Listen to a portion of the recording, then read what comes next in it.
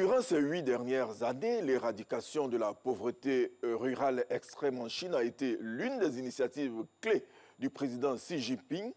En dépit de la crise sanitaire et la récession économique mondiale, le rêve est devenu réalité. En cette année 2021, le président Xi Jinping a même annoncé officiellement la fin de l'extrême pauvreté en Chine. Bonjour mesdames et messieurs, nous sommes en direct avec madame Chu, journaliste CGTN français.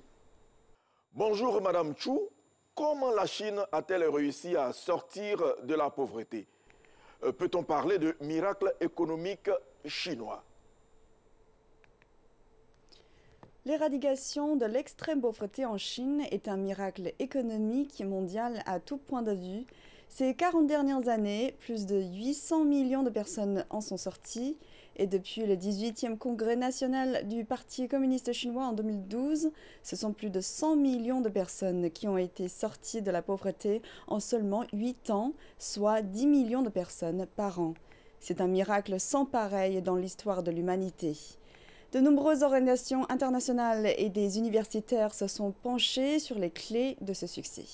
Et justement, l'année 2021 constitue une sorte de bilan de travail du PCC puisqu'elle marque le centenaire de sa fondation. Il n'y a pas vraiment d'exemple comparable dans l'histoire lointaine ou proche de partis politiques qui ont fait comme le Parti communiste chinois en termes de réduction de la pauvreté. Depuis sa fondation, le PCC s'est donné pour mission d'apporter le bonheur au peuple chinois et le renouveau à la nation chinoise. Un parti n'est pas une machine qui fonctionne seule, il y a des hommes et des femmes derrière. C'est presque la définition même de l'existence du PCC. Le socle, c'est le peuple. Sans le soutien et la coopération des citoyens, rien n'est possible. En Chine, la campagne anti-corruption aurait échoué sans le soutien de la population. Il en va de même pour la lutte contre la pauvreté. Dans certaines zones les plus reculées, il a fallu proposer aux habitants de solutions de relocalisation des endroits les plus proches des villes où les conditions de vie étaient bien meilleures. Certains ont accepté cette relocalisation et d'autres ont décidé de revenir à la campagne après avoir goûté au confort moderne. Mais dans tous les cas, rien n'aurait été possible sans la coopération du peuple. Cette formidable coordination humaine a permis au système politique chinois de développer un solide esprit de solidarité tant au niveau national qu'au niveau local. Par exemple, la riche province du Guangdong a aidé celle du Tibet, du Xinjiang et du Guizhou. Dans toute chose, le rôle du PCC a été fondamental. Deng Xiaoping souhaitait que le pays tout entier parvienne à une prospérité commune en laissant d'abord la population accéder à de meilleures conditions de vie, et c'est exactement ce qui s'est passé. Qui sont les artisans de ce succès? Quelles ont été les étapes à franchir pour achever cette mission? La Chine s'est engagée sur la voie de la réduction de la pauvreté axée sur le développement et n'a jamais dévié de cet objectif. Le gouvernement voulait éradiquer l'extrême pauvreté de son sol à la fin de l'année 2020 et cela a été fait. En réalité, cette volonté de sortir le pays de la pauvreté existe depuis 1949, l'année de la création de la Chine nouvelle. C'est le fruit de 70 ans de travail acharné. On peut décomposer cette lutte anti-pauvreté en 3 étapes distinctes. La première couvre les années 1949 à 1978. Durant cette période, le gouvernement a mis en place des réformes institutionnelles dans le but de réduire la pauvreté en milieu rural.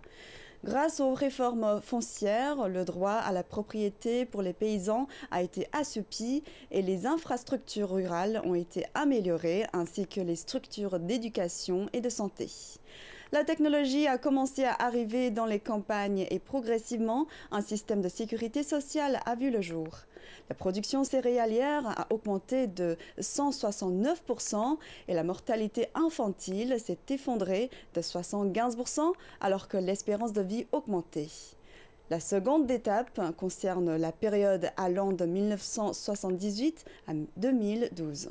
C'est vraiment à ce moment que la lutte contre la pauvreté axée sur le développement est devenue une politique nationale prioritaire, également appliquée au niveau des provinces et des régions. La Chine a successivement promulgué et mis en œuvre le programme prioritaire de réduction de la pauvreté sur 7 ans de 1994 à 2000 et le plan de développement et de réduction de la pauvreté dans les zones rurales de 2001 à 2010. Comment cela s'est-il concrétisé ? Le gouvernement a dressé une liste très précise des zones les plus touchées par l'extrême pauvreté et a établi un système de réduction de celle-ci sur 4 niveaux, partant du gouvernement central jusqu'au niveau des cantons. Des mécanismes de coordination ont supervisé l'amélioration des infrastructures, des télécommunications, de la qualité de l'eau, etc. La troisième étape a donc commencé en 2012 et l'objectif d'éradication de l'extrême pauvreté d'ici la fin de l'année 2020 a été tenu, conduisant au miracle dont nous avons parlé au début. Cette fois-ci, il s'agissait de vaincre la pauvreté en utilisant des méthodes ciblées, en travaillant au plus près avec les populations concernées. Ces méthodes ont été diverses. Incitation à la création de micro-entreprises, relocalisation, proposition de formation professionnelle et éducative, mise en place d'un revenu minimum et allocation aux handicapés et aux malades. Pour ceux qui nous prennent en marche, je rappelle que nous sommes en direct avec Mme Chou de CGTN français. Qu'est-ce qui permet d'affirmer que la Chine est vraiment sortie de la pauvreté ? Et quels sont les indicateurs actuels du seuil de pauvreté dans le pays? 4 critères ont été définis pour mesurer la sortie de la Chine de l'extrême pauvreté. Tout d'abord, le revenu annuel des agriculteurs par habitant devait dépasser les 4 000 yuan, soit 564 $ américains. Deuxièmement, l'efficacité des services publics situés dans les zones défavorisées devait se rapprocher de la moyenne nationale. Ensuite, les personnes les moins aisées ne devaient plus devoir se soucier de la nourriture et de l'habillement. Enfin, l'accès aux 3 garanties fondamentales: l'éducation gratuite, un logement et l'accès aux soins médicaux de base. En 1988, la Chine a fixé son premier seuil de pauvreté à 206 yuan par an et par habitant. En 2011, le seuil a été réajusté à 2300 yuan sur la base de l'indice des prix à la consommation en 2010. Il a été de nouveau ajusté en 2020 à 4000 yuan par an et par habitant en fonction de l'inflation. Une fois que tous les critères sont atteints, le système chinois considère que la personne concernée peut être radiée du fichier de personnes souffrant de l'extrême pauvreté. Le revenu disponible par habitant rural pauvre était de 6 079 yuan en 2013 à 12 588 yuan en 2020. Le taux de croissance était supérieur à la moyenne rurale nationale. L'accès au transport, à l'électricité, à l'eau potable ont été considérablement améliorés, ainsi que les services de base évoqués juste avant, l'éducation, la santé et la sécurité sociale. La pauvreté demeure-t-elle un problème en Chine? Combien de Chinois sont réellement sortis de la pauvreté?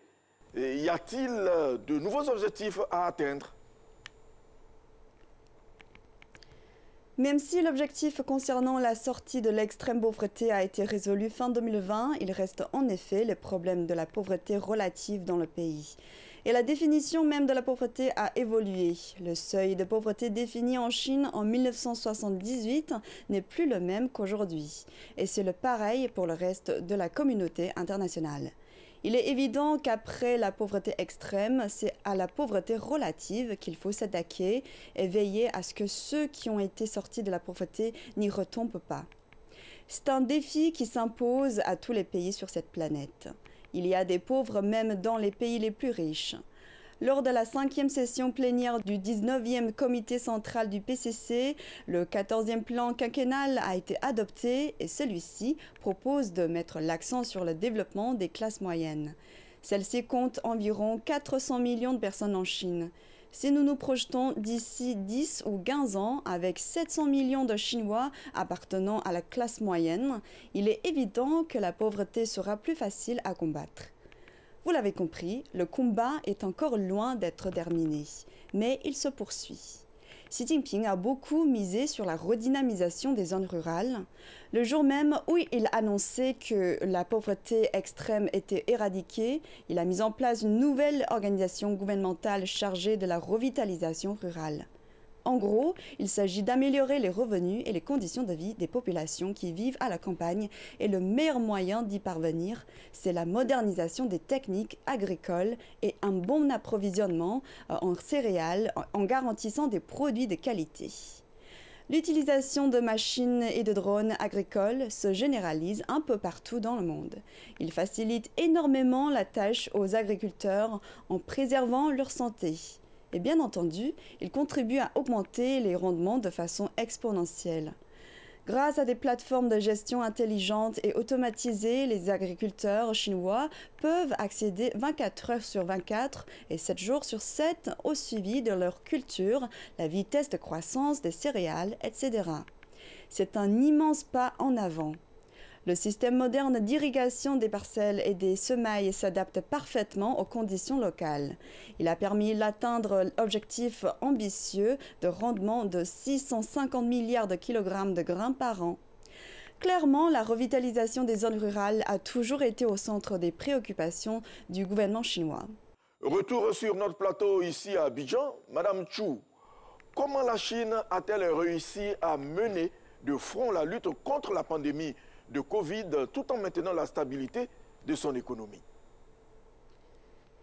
Il est vrai que les dernières étapes du plan d'éradication de l'extrême pauvreté ont été frappées de plein fouet par la crise économique provoquée par la Covid-19 et on aurait pu craindre le pire. Mais Xi Jinping a rappelé qu'il y avait un calendrier, une promesse formulée par le Parti communiste chinois et qu'il fallait s'y tenir coûte que coûte.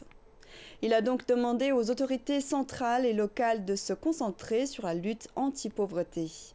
Un rapport du ministère chinois de l'Industrie et de l'Information a démontré qu'à la fin du mois de mars 2020, 98,6% des grandes entreprises industrielles avaient repris la production, soit une augmentation de plus de 15,5% par rapport au 23 février. Et les projets de réduction de la pauvreté restaient malgré tout prioritaires. Au même moment, ce ne sont pas moins de 220 000 projets qui ont repris dans les endroits les plus défavorisés, comptant pour 60% du total national. Et le gouvernement a tenu à minimiser l'impact de la crise sanitaire sur la vie des plus pauvres, qui sont ceux qui souffrent le plus en temps de crise. Des emplois ont été proposés aux travailleurs pauvres et les paysans ont trouvé de l'aide pour continuer à vendre leurs produits ou leur bétail. En termes de main-d'œuvre, le gouvernement a affrété bus et trains pour aider 1,38 million de travailleurs migrants à retourner sur leur lieu de travail.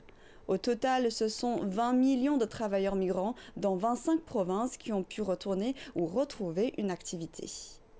Enfin, il faut rendre hommage au travail des agents de terrain qui a été absolument essentiel dans la lutte contre l'extrême pauvreté. Le 12 mars 2020, 99% des équipes de travail dépêchées dans les villages avant la crise ont repris leurs actions malgré les difficultés posées par la pandémie. 2020 a marqué la fin de la lutte contre l'extrême pauvreté. Au final, le gouvernement a réussi à dissiper les inquiétudes en menant des fronts les deux combats, celui contre la pauvreté et celui contre le virus. Et les deux batailles ont été gagnées à temps. La réussite chinoise peut-elle servir de modèle aux économies africaines émergentes? Quels conseils donneriez-vous à vos partenaires africains pour qu'eux aussi parviennent le plus tôt possible à des sociétés de moyenne aisance? Le succès de la Chine repose sur un leadership fort du Parti communiste chinois, une approche centrée sur les besoins de la population, une mobilisation de l'ensemble de la société, une stratégie ciblée de la réduction de la pauvreté. Et c'est cette politique ciblée qui a été la clé du succès. Le gouvernement a réussi à motiver à peu près tous les secteurs dans la lutte contre la pauvreté. Entreprises, ONG, particuliers et même les militaires. Tout le monde a joué un rôle. Ce que je préconise pour les autres économies en développement, c'est d'adopter cette approche ciblée de la population en mettant en place des programmes de lutte contre la pauvreté. Il ciblerait les personnes âgées, les femmes, les enfants, les handicapés physiques et mentaux. Des politiques de cette nature, à long terme, garantiront que personne n'a été laissé sur le bord de la route. Et il faut des objectifs précis dans des temps terminés, en veillant à ce que les délais soient respectés. Les politiques de lutte contre la pauvreté nécessitent la mise en place de réformes régulières et des innovations opportunes pour garantir un développement socio-économique équilibré, qu'il s'agisse des zones urbaines ou rurales. Ne négligez aucun lieu, ne laissez personne de côté, voilà ce qui fait ces politiques sont pertinentes. Effectivement, les pays émergents pourraient s'inspirer du niveau de développement des infrastructures en Chine, en ville et en campagne, en observant de quelle manière tous les défis ont été relevés. Électrification des zones les plus difficiles d'accès, construction de réseaux routiers sur des terrains accidentés, accès à l'eau potable, construction de logements, etc. L'adoption d'une approche axée sur le développement pour combattre la pauvreté a fait des miracles en Chine. Pourquoi pas ailleurs? Nous étions en direct avec Madame Chou, journaliste de CGTN français. Merci.